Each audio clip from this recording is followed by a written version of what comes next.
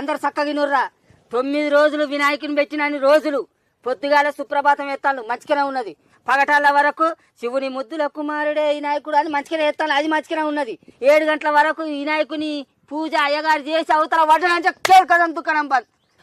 అంటావా మామ అంటావా, నువ్వు కావాలయ్యా ఈ పాటలు అనే పెడతా. వీళ్ళు ఇటువంటి పాటలు ఎవరు పెట్టద్దు, అసలు డీజే సప్పులు అనే పెట్టద్దు మన కాడ.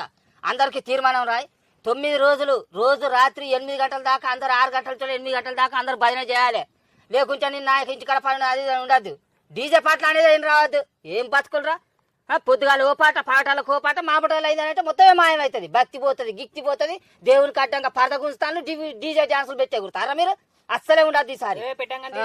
ఏదో బుద్ధి అన్న తీయరాదే. అరే 9 రోజు దేవుణ్ణి అరే మొక్కుతే మొక్కాలి, లేకపోతే సపడే కుక్కాలా, అంతేనా కాదు? దేవుణ్ణి పెట్టి డీజే పాటలు పెట్టి లేని పాపాన్ని అంట కట్టుకుంటారు.